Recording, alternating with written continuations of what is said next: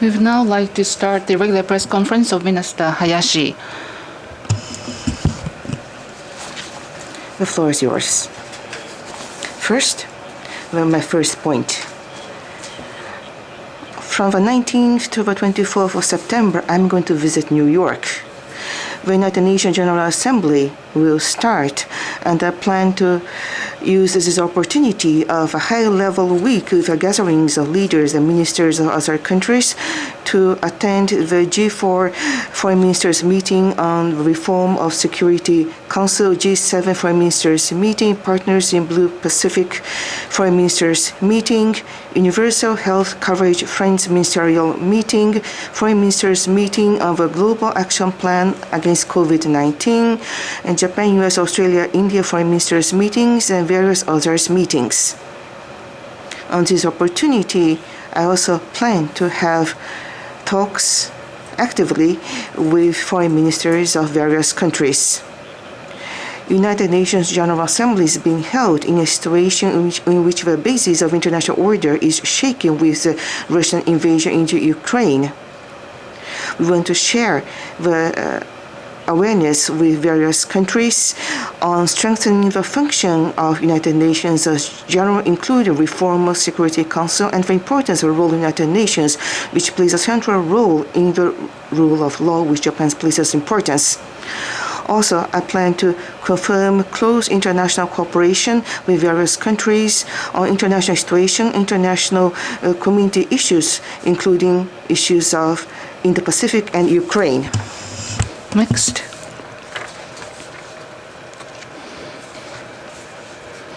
At today's cabinet meeting, Chief Cabinet Secretary stated next year's G7 Trade Ministers meeting will be held in Osaka Prefecture, planned to be co-hosted by MOFA and METI. Osaka is one of the leading trading hubs in Japan, with Kansai International Airport and Osaka Port, and representative trading city in Japan. And in 2019, G20 Osaka Summit was held there, with a substantial track record of hosting international conferences, so it is an appropriate city to host trade ministers meeting. MOFA will collaborate with relevant agencies and hosting municipalities and prepare for smooth operation of the meeting with maximum effort for the trade ministers meeting, as well as for G7 Hiroshima Summit and foreign ministerial meetings. And another point, today decision was made to provide emergency grant aid of a total of $3.5 million to support Sri Lanka. To Sri Lanka, in May already, $3 million of emergency grant aid was provided. But even after that, their economic situation is worsening and becoming more serious. There's a heightened need for humanitarian aid. Therefore, this support will be done through WFP, IFRC, and UNICEF to provide additional support of $3.5 million in a way that will directly benefit their citizens. And also, for the flood damages happening in Pakistan, $7 million of emergency grant aid was decided, and the actual content was decided, which through international organizations, food, daily necessities, water, sanitation, and healthcare humanitarian support will be provided.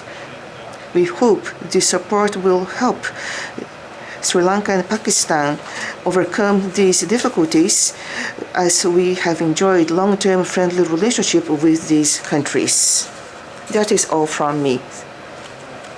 Now, we'd like to receive your questions. If you have questions, please raise your hand. If you're appointed, please move on to the microphone, mention your affiliation and your name.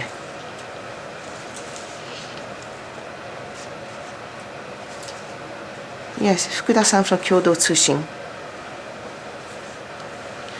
I'm Fukuda from Kyodo Tsushin. Tomorrow is the 20th anniversary since the Pyongyang Declaration.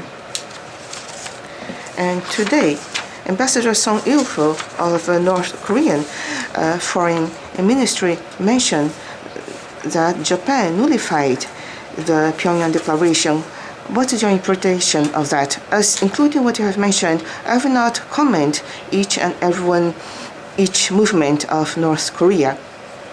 But Japan, as always, we have been maintaining the position that we aim at normalizing the diplomatic relationship between the two countries after solving the unfortunate past and reaching a solution comprehensive manner, including issues of abduction, nuclear, and missile. This position remains unchanged. Since we have some schedule later on, we will have the last question. Chugoku Shimbun, Higuchi-san, please. I'm Higuchi from Chugoku Shimbun. Along with the UN General Assembly CTBT summit level meeting will be held. What is the significance and what would you like to achieve? Among the US and China with nuclear powers would not ratify, and how do you approach them? I think that is very important. What is your stake? As to the meeting that you referred to, including participants, the detail is under coordination. If I mention upon that, Prime Minister at the last NPT review conference called upon the following at the UNGA. We plan to hold the summit-level meeting of the CTBT Friends meeting. There is such plan, so Prime Minister Kishida is planning to attend. As realistic and practical initiatives of nuclear-free world, the early enactment of CTBT is very important, and we would like to show strong commitment of the international community to achieve a nuclear-free world through this meeting. We can accept one more question from TV Asahi. Saiwai, about the summit of Shanghai Cooperation Organization. Yesterday, President Putin and President Xi Jinping had a meeting.